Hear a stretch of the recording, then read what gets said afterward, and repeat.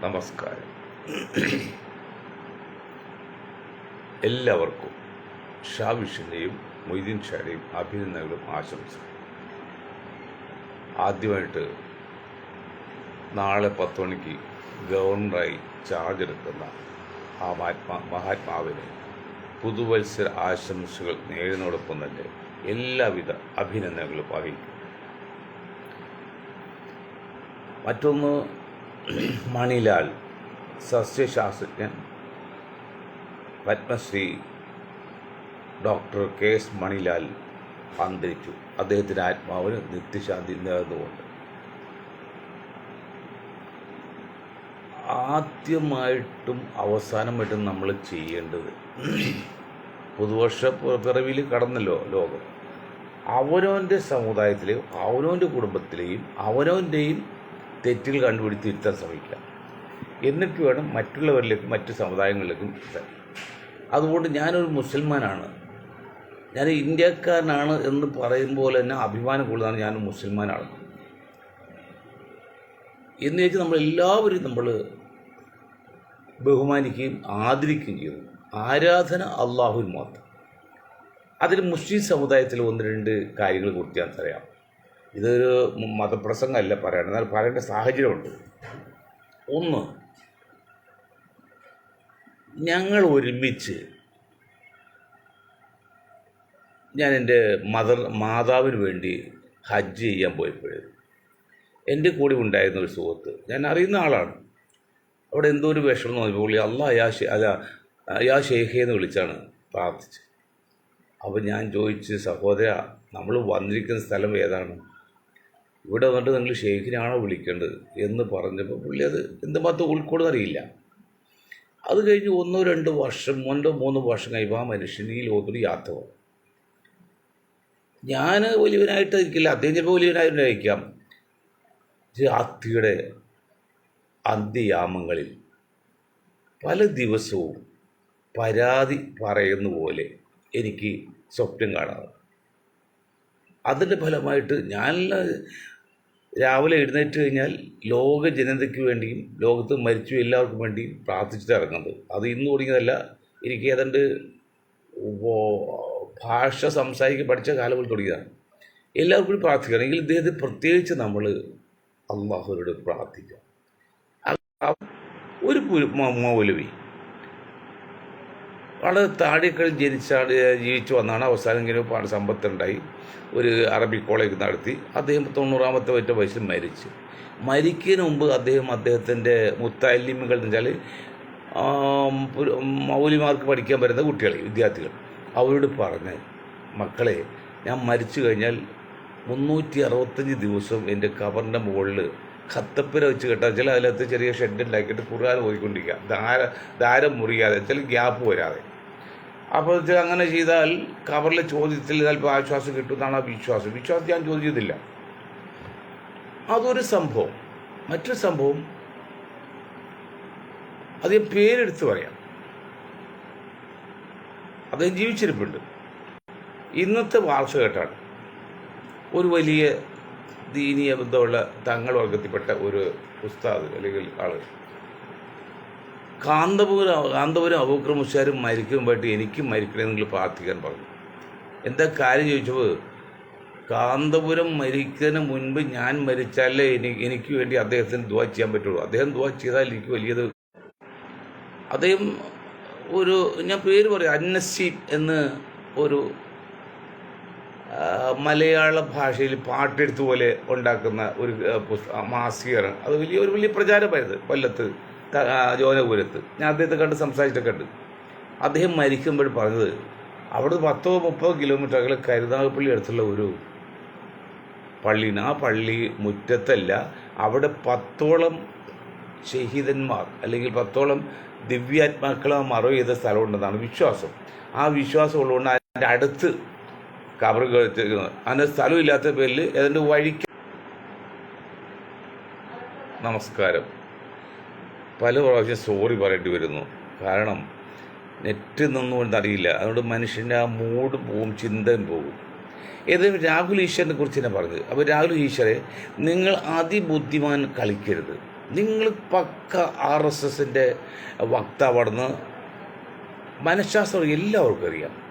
അതുകൊണ്ട് നിങ്ങൾ RSS അല്ലെന്നോ പിന്നെ മറ്റ് പബ്ലിക്ക് വേണ്ടി പറയുന്നുള്ള രീതി വേണ്ട. സനാതന ധർമ്മത്തെക്കുറിച്ച് SNDPയുടെ അല്ലെങ്കിൽ ശ്രീനാരായണ ഗുരുധർമ്മത്തിൻ്റെ സന്യാസി പറഞ്ഞത് യെസ് ഓർ നോ എന്ന് പറയണം. നിങ്ങൾക്കത് ഉരുണ്ട് കളിക്കണം. എന്താണ് ഉരുണ്ട് കളിച്ചത്? അത് വിശ്വാസികൾ പറയട്ടെ. അപ്പോൾ SNDPയുടെ സച്ചിദാനന്ദ സ്വാമി എന്ന വിശ്വാസികളല്ലേ നിങ്ങളുടെ ദൃഷ്ടിയിൽ? നിങ്ങളുടെ ദൃഷ്ടിയിൽ വിശ്വാസികൾ എന്ന് പറഞ്ഞാൽ രാഹുലെ ബ്രാഹ്മിൻസ് പറയണം, അതാണ് വിശ്വാസം. ആ ഒരു കള്ളക്കളിയൊന്നും ഈ ഇന്ത്യയിൽ നടക്കാൻ പോകുന്നില്ല. നമ്മളെല്ലാം ബ്രാഹ്മിൻസ് അങ്ങേറ്റ് ബഹുമാനിക്കുന്നു, ആദരിക്കുന്നു, അതിൽ കുഴപ്പമൊന്നുമില്ല, അത് തെറ്റുമില്ല. പക്ഷെ കള്ളക്കളി ഉണ്ടല്ലോ, ആ തട്ടിപ്പങ്ങോട്ട് മാറ്റിവയ്ക്കും. ഇപ്പോൾ ക്രിസ്ത്യൻ സമുദായത്തിൽ ഏതാണ്ട് ഇപ്പോൾ മനസ്സിലായി തുടങ്ങി അവർ. കാരണം ക്രിസ്തുദേവൻ ദൈവമല്ലെന്ന് പല സംശയങ്ങളിലും പബ്ലിക് മനുഷ്യരുടെ പേരിലാണ് ക്രിസ്തുമസ് ആഘോഷം ലോകത്തിൽ കുറഞ്ഞു വരാണ്. ആദ്യമായിട്ട് ഞാൻ പറഞ്ഞല്ലോ, നിങ്ങൾ ക്രിസ്തുദേവൻ ദൈവമാണോ അല്ലയോ എന്നുള്ളത് ബോധ്യപ്പെടുത്തുന്നത് കാര്യക്കാരൻ്റെ സഹിതം. അത് ബുദ്ധിയുള്ള സമുദായ നേതാക്കളും സഭാ നേതാക്കളും ചിന്തിച്ചിട്ട് പബ്ലിക്ക് അറിയിക്കണം. ഇല്ലെങ്കിൽ വലിയ അപകടത്തിലേക്ക് പോവുകയാണ്, വിശ്വാസത്തിൽ കോട്ടപ്പെടുത്തുന്നുണ്ട്. അതുപോലെ സനാതന ധർമ്മത്തിൻ്റെ പേരിലായാലും മറ്റ് ബ്രാഹ്മിൻസ് പേരിലാണെങ്കിലും നിങ്ങൾ നിങ്ങളുടേതായ പോരായിക ആദ്യമായിട്ട് മനസ്സിലാക്കുക. കാരണം എന്താണ് സനാതന ധർമ്മം എന്ന് പറയുമ്പോൾ അതിനെക്കുറിച്ച് തമിഴ്നാട്ടിൽ പറഞ്ഞിട്ടാണ് എന്തോ വലിയ കേസൊക്കെ വന്നിരിക്കുന്നത്. ഞാൻ സനാതന ധർമ്മത്തിനൊന്നും എതിർക്കുന്നില്ല, അത് ഒരു വിശ്വാസമാണ്. പക്ഷെ ജനങ്ങളെയെല്ലാം മനുഷ്യനായി കാണാത്ത, സഹോദരന്മാരായി കാണാത്ത ഏതൊരു തത്വശാസ്ത്രത്തെയും സ്നേഹിക്കുകയില്ല. ഞാൻ സ്നേഹിക്കും ഒരു ആത്മാവിനെ, സ്നേഹിക്കാത്തൊരു തത്വശാസ്ത്രത്തെയും എന്ന് കുമാരനാശൻ പറഞ്ഞല്ലേ, അതങ്ങനെയല്ല, വേറെ വ്യത്യാസം ഞങ്ങളെ പഠിക്കുക. അതുപോലെ മനുഷ്യനെ സ്നേഹിക്കാത്ത, മനുഷ്യനെ യോജിച്ചു പോകാൻ അനുവദിക്കാത്ത ഏതൊരു തത്വശാസ്ത്രയും അന്ന് ദൈവം നേരിട്ട് വന്ന് പറയുന്നെങ്കിലും ലോകം അംഗീകരിക്കില്ല. തൊട്ടുകൂടായ്മ എന്ത് ന്യായമാണത്? ഇപ്പോൾ ഇന്ന് ജയരാജൻ എന്ന് പറഞ്ഞ ഒരാൾ, പുള്ളി ഒരു സഖാവാണെന്നാണ് എൻ്റെ ഓർമ്മ, സഖാക്കൾക്ക് അനുകൂലം. അദ്ദേഹം ഒരു എല്ലാ ദിവസവും പുള്ളിയുണ്ട്, ഞാൻ വായിക്കാറുണ്ട്. ഇന്ന് എഴുതിയല്ലോ, ക്രിസ്തീയ പിന്നെ സമുദായത്തിൻ്റെയും ബ്രിട്ടീഷുകാരുടെ ഫലമായിട്ടാണ് ഈ പിന്നെ അധികൃത കുറച്ച് വ്യത്യാസം വന്നിരുന്നത്. അവിടെ മുസ്ലിം എന്ന വാക്ക് അദ്ദേഹം ഉപയോഗിക്കുന്നില്ല. അദ്ദേഹം കമ്മ്യൂണിസ്റ്റ് അനുഭാവം വളരെ വ്യക്തമാണ്. ഇപ്പോൾ കാരണം ഹിന്ദുക്കളെയും ക്രിസ്ത്യാനികളെയും യോജിപ്പിച്ച് മുസ്ലിങ്ങളെ അകറ്റാണല്ലോ ഇപ്പോൾ സംഘപരിവാറിനെ പോലെ ചെയ്യുന്നത്. വേണ്ട ജയരാജൻ സഖാവേ, അത് വേണ്ട. നിങ്ങൾ ഒരു കാര്യം മനസ്സിലാക്കണം, എൻ്റെ നാട്ടിൽ ഞാൻ മറിച്ച് ജനിച്ചത് ചെമ്പ്രക്കിലാണ്.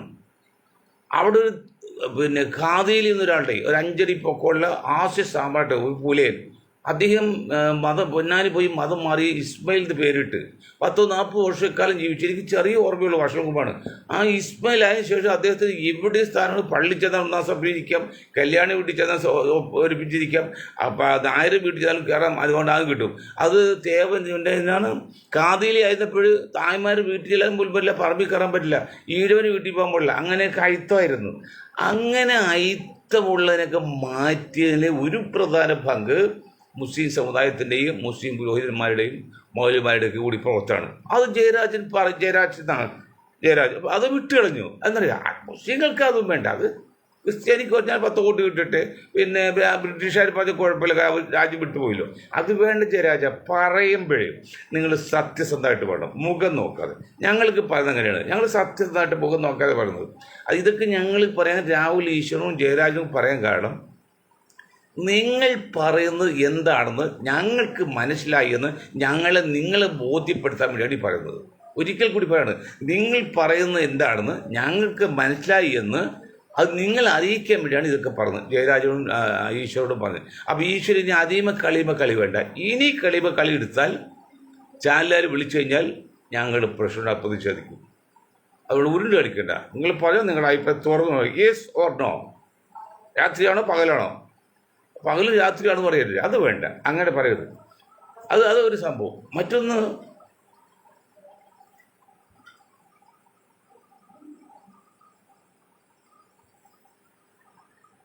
കാരണം നമ്മുടെ SNDPയുടെ അല്ലെങ്കിൽ സ്വാമി പറഞ്ഞത് വളരെയധികം ശ്രദ്ധിക്കേണ്ട കാര്യമാണ്. എന്താണ് ഇത്? ഞാനൊരു മുസ്ലിം, ഞങ്ങൾ പറഞ്ഞു പോയാൽ വലിയ രാജ്യദ്രോഹ കുറ്റ കേസ് വരും. സച്ചിദാനന്ദ സ്വാമി പറഞ്ഞപ്പോൾ ആർക്കൊന്നും പറയുന്നില്ല. സ്വാമി എന്താ പറഞ്ഞത്? എന്താണ് ഷട്ടൂരി കയറാൻ പറഞ്ഞത്?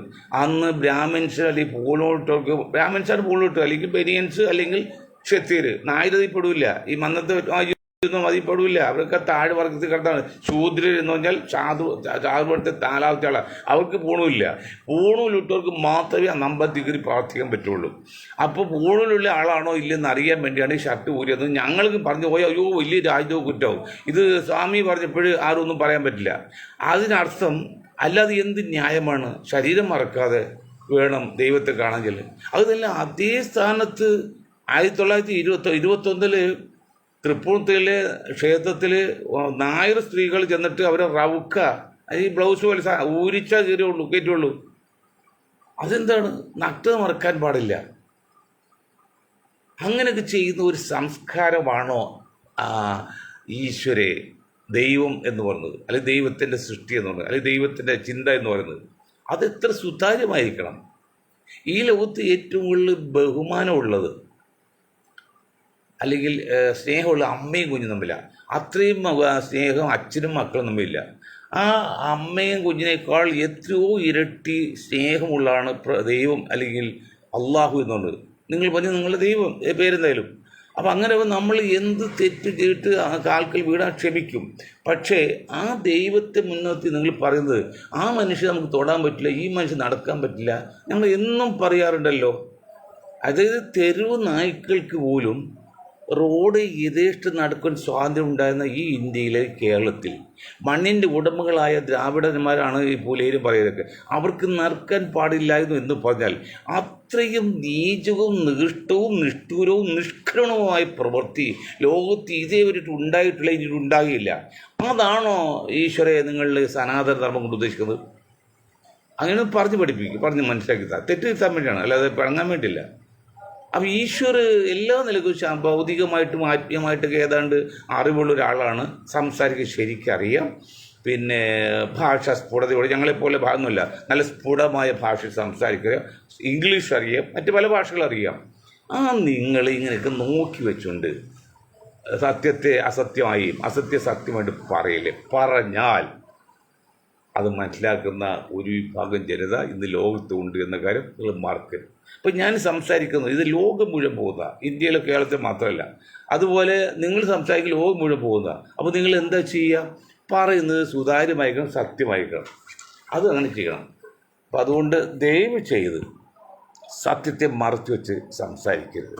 അപ്പോൾ SNDP-യുടെ അല്ലെങ്കിൽ വർക്കല ശിവഗിരി മഠത്തിൽ എടുത്ത തീരുമാനം അത് വാസ്തവത്തിൽ വലിയൊരു പുരോഗതിയാണ്, അല്ലെങ്കിൽ ഒരു പുരോഗമ ചിന്താഗതിയാണ്.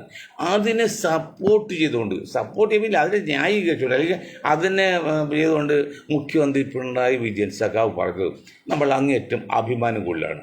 അദ്ദേഹം അതിൽ വളരെ വ്യക്തമായിട്ട് സുതാര്യമായിട്ട് പറഞ്ഞിട്ടുണ്ട്. ഇനി എന്ത് വേണം? ഇനി എന്താണ് മനസ്സിലാക്കേണ്ടതല്ലേ? അതല്ലേ മനസ്സിലാക്കേണ്ടത്. എന്താണ് ഇത് ഇത്രയും കാലമായിട്ട് ഇപ്പോഴും 21ാം നൂറ്റാണ്ടിൻ്റെ കാൽഭാഗം കഴിഞ്ഞു, എന്നിട്ടും നിങ്ങൾ പഴയ ആ തെറ്റായ ചിന്താഗതി വെച്ച് അതിനെ പ്രോത്സാഹിപ്പിച്ച് പോകുമ്പോൾ അത് ശരിയാണോ? അപ്പോൾ നിങ്ങൾ സായിപ്പന്മാരുടെ കാര്യം നോക്ക്. പരമാവധി വസ്ത്രം ഇല്ലാതെ സ്ത്രീകൾ നിർത്തും. അത് മാക്സിമം വസ്ത്രം ഇട്ടുകൊണ്ട് പുരുഷന്മാരെ നിർത്തും. അവർ ടൈ വരും കെട്ടി അവരെ മുഖം മാത്രമേ കാണുള്ളൂ, കൈയുടെ വിത്തി. ഇതാണ് മുസ്ലിം സ്ത്രീകളോട് അള്ളാഹു അലി ഖുർആൻ പറയുന്നത്. നിങ്ങളുടെ കൈ ഒഴിച്ചു മുഖം ഒഴിച്ചു ബാക്കിയെല്ലാം മറക്കണം. ഇവിടെ അത് സായിപ്പന്മാർ ചെയ്യുന്ന അവർ ആണെങ്കിലും ചെയ്യും. പെണ്ണുങ്ങൾ പരമാവധി ഒരു 3 ഇഞ്ച് വീതിയുള്ള ഒരു ഷഡ്ഡി ഇടും, ഒരു 2 ഇഞ്ച് വീതിയുള്ള ഒരു ബെൽറ്റ് പോലെ ഇടും, മൂലം മറിച്ച്. അത് മുലക്കണ്ണ് കാണിക്കാൻ പാടില്ല, അത് ഇവിടെ നിയമവിരുദ്ധമാണ്. അതുകൊണ്ടാണ് ആ 2 ഇഞ്ച് ഇതിൽ നിൽക്കുന്നത്. അതാണോ സംസ്കാരം?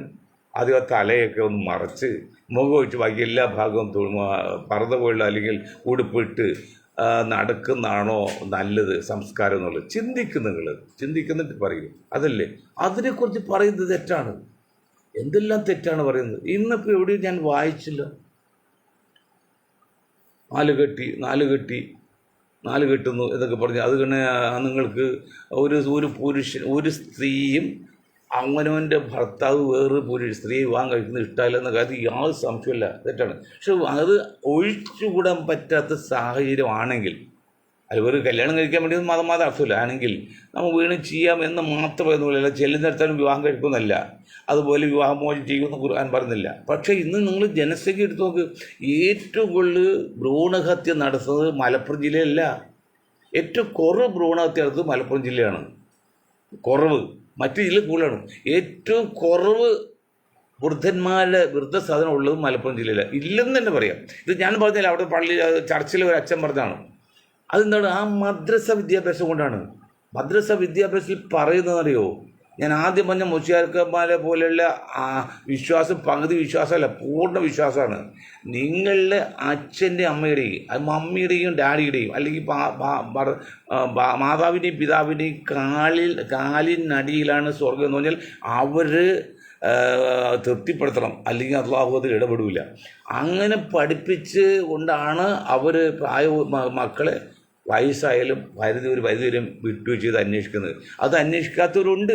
ഇപ്പോൾ ഉദാഹരണം ഇന്നിപ്പോൾ കണ്ടില്ല, കാശ്മീരിൽ കൊണ്ട് ഈ പത്തനംതിട്ട ഒരു ചെറുക്കൻ അവൻ്റെ അമ്മയും വല്യച്ഛനെയും കൊന്ന്. ഇന്ന് വെള്ളമടിച്ച നിസ്സാര കാര്യത്തിന് വേണ്ടിയാണ് ആ കൊന്ന്. ഇന്ന് തൃശ്ശൂർ 16-17 വയസ്സുള്ള 2 കുട്ടികൾ ഒരുത്തൻ കുത്തിക്കൊന്നു. അവൻ്റെ പേരൊന്നും പറഞ്ഞിട്ടില്ല. കാരണം ഇവിടെ അച്ഛൻ പറഞ്ഞല്ലോ, നാർക്കോട്ടിക് ജിഹാദ് ഉണ്ട്, മറിച്ച് ജിഹാദ് എന്നൊക്കെ പറഞ്ഞ് ചെയ്യാവുന്ന മാക്സിമം ഈ സമുദായത്തെ കൊച്ചാക്കാൻ വേണ്ടി നിങ്ങൾ ശ്രമിക്കുന്ന സഭാ നേതൃത്വം കാണുന്നില്ല. ഇപ്പോൾ അവരാരാണ്? അത് മുസ്ലിമല്ല. ഒന്നും ഇതൊന്നും ജാതി പറയല്ല, പറയിപ്പിക്കണം. നിങ്ങൾ തൊട്ടേനും പിടിച്ച് ലവ് ജിഹാദ്, നാർക്കോട്ട് ജിഹാദ്, ലാൻഡ് ജിഹാദ്, എന്തൊക്കെ പറഞ്ഞാലും ശരി, സഭാ നേതൃത്വമേ നിങ്ങളുടെ ചിന്തഗതിയും നിങ്ങളും വളരെ താഴ്ചയിലേക്ക് പോകണം. അത് നിങ്ങൾ തന്നെ ഒറ്റ, അത് വേറെ ആരുമല്ല. ഒരു മുസ്ലിം 2 വിവാഹം കഴിച്ചുകൊണ്ട് ക്രിസ്ത്യൻ സമുദായം ഒരു ക്ഷീണം പറ്റില്ല. ഒരു മുസ്ലിം വിവാഹമോചനം നടത്തിക്കൊണ്ട് ക്രിസ്ത്യൻ സമുദായം ക്ഷീണം പറ്റില്ല. പിന്നീട് ക്ഷീണം പറ്റും നിങ്ങൾ തലമുറ ഉണ്ടാക്കാൻ നോക്കിയില്ല. ഒരു കാലത്ത് നിങ്ങൾ ചിന്തിക്കണം, ബുദ്ധിയുള്ള ഒരു കാലത്ത് ക്രിസ്ത്യൻ സമുദായം മുസ്ലിങ്ങളെ കൂടുതലായിരുന്നു കേരളത്തിൽ. അത് നേരെ ഇപ്പോൾ 5-1 4-1 കുറഞ്ഞു. എന്താ കാരണം? നിങ്ങൾക്ക് കുട്ടികളെ സൃഷ്ടിക്കാനോ പ്രോത്സാഹിക്കാനോ ഒന്നും ഇഷ്ടമല്ല. അതുപോലെ എല്ലാം ജോലി കിട്ടി സുരക്ഷമായിട്ട് 40 വയസ്സാകുമ്പോൾ കല്യാണം കഴിക്കും.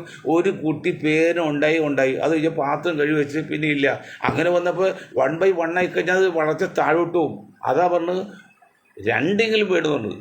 ആദ്യം നമ്മൾ 3 പറഞ്ഞു ത്രികോണം, പിന്നെ നമുക്ക് 2 നമ്മൾ 2ആയി, പിന്നെ നമ്മളൊന്ന് നമുക്കൊന്നായി. ഈ ഒന്നുപോലും ഇല്ലാത്ത അവസ്ഥയായി. ഇപ്പോൾ പ്രത്യേകിച്ച് ക്രിസ്ത്യൻ സമുദായ സ്ത്രീകൾക്ക് പ്രസവിക്കാനോ കല്യാണം കഴിക്കാൻ കൂടുതൽ താല്പര്യമില്ല. അല്ലാത്ത കാര്യങ്ങൾക്ക് നടക്കാൻ എത്ര എളുപ്പമുണ്ട് കാര്യങ്ങൾ. പിന്നെ റിസ്ക് എടുക്കുന്നത് സ്വതന്ത്രം നിൽക്കാന്ന് വെച്ച് അതിന് ഉത്തരവാദി മുസ്ലിം സമുദായമാണോ? നാർക്കോട്ടിക് ജിഹാദാണോ? ലവ് ജിഹാദാണോ? ലാൻഡ് ജിഹാദാണോ? അല്ല സഭാ നേതൃത്വമേ. നിങ്ങൾ കാര്യങ്ങൾ, ഞാൻ രാഹുൽ ഈശ്വരനോട് പറഞ്ഞ പോലെ, നിങ്ങൾ കാര്യങ്ങൾ മനസ്സിലാക്കി മുന്നോട്ട് പോയില്ലെങ്കിൽ നിങ്ങൾക്കും ആപത്ത്, നാടിന് ആപത്താണ്. ഇനി നിങ്ങൾ എത്രയൊക്കെ ശ്രമിച്ചാലും ഈ ജനസംഖ്യയെ വർദ്ധിപ്പിക്കാൻ പറ്റില്ല. അത് ഏത് വല്ലതും പറഞ്ഞു ഞാൻ വാക്ക് നിർത്താം. ഒന്ന്, ഇന്ത്യ പുരോഗമിച്ചുകൊണ്ടിരിക്കുന്നു. പക്ഷെ അമേരിക്കയിൽ എത്താൻ പറ്റുമോ? നമ്മൾ 500 പുരോഗതി എത്തുമ്പോൾ അമേരിക്ക 1000 ആവും. നമ്മൾ 1000 എത്തുമ്പോൾ 2000 ആവും. ഒരിക്കലും അവരൊപ്പിന് വരാൻ പറ്റില്ല. അത് ആ കാലഘട്ടത്തിൽ ഗ്യാപ്പാണ്. അത് ജനറേഷൻ ഗ്യാപ്പ്, അല്ലെങ്കിൽ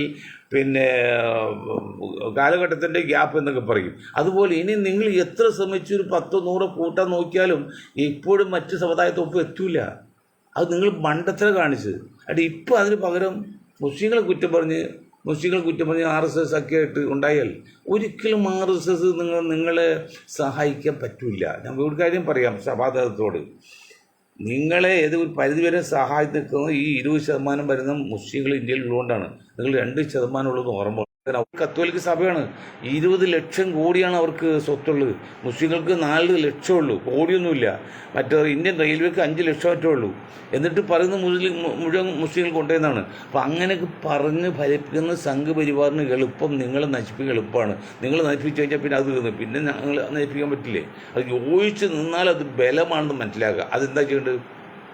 85% വരുന്ന ദളിത് പിന്നോക്ക ന്യൂനപക്ഷ വിഭാഗങ്ങൾ യോജിച്ച് നിൽക്കുകയും, പക്ഷെ അവർ യോജിക്കുന്നതൊപ്പം തന്നെ 15% വരുന്ന സവർണ്ണ വിഭാഗത്തോട് യാതൊരു അകൽച്ചം ചെയ്യരുത്, അവർക്ക് യാതൊരു വിധ ഉപദ്രവം ചെയ്യാതെ അവർ നമ്മുടെ സുഹൃത്തുക്കളായിട്ടും സഹോദരന്മാരായിട്ട് കണക്കാക്കി മുന്നോട്ട് യോജിച്ച് പോയാൽ നിങ്ങൾക്ക് നല്ല, നമുക്ക് നല്ല, രാഷ്ട്രം നല്ല, ഇല്ലെങ്കിൽ നിങ്ങളും നശിക്കും നമ്മളും നശിക്കും, രാഷ്ട്രത്തിൽ ക്ഷീണം ചെയ്യും എന്ന് പറഞ്ഞുകൊണ്ട് ഞാൻ എൻ്റെ വാക്കുകൾ നിർത്താം. അതിനുപറ്റി ഒരു കാര്യം സൂചിപ്പിക്കുന്നത്, നമ്മുടെ ഇന്നലെ ഗിന്നസ് ബുക്കിലെ ആ സർട്ടിഫിക്കറ്റ് ഈ 15,000 ഒക്കെ വെച്ചുള്ളത് നിർത്തണം എന്ന് നമ്മൾ പറഞ്ഞിട്ട്, അയ്യോ ഒരുപാട് ഇവിടെ നിന്നൊക്കെയോ ആൾക്കാർ മെസ്സേജായിട്ടും ഫോൺ കോളായിട്ടും മറ്റേ പിന്നെ വാട്സപ്പ് മെസ്സേജ് എന്നൊക്കെ ആയിട്ടും സംസാരിക്കുന്നതോ, ഇതെങ്ങനെയാണ് നിങ്ങൾ ഇത് മറ്റാരും പറയാതെ നിങ്ങൾ എന്തുകൊണ്ട് പറയുന്നത്, നിങ്ങൾക്ക് എവിടുന്ന് കിട്ടുന്ന ഡീറ്റെയിൽസ് എന്നൊക്കെയാണ് ചോദിക്കുമല്ലോ. ശരിയാണ്, ലോകത്ത് ആരും ഇതിന് പറഞ്ഞിട്ടില്ല.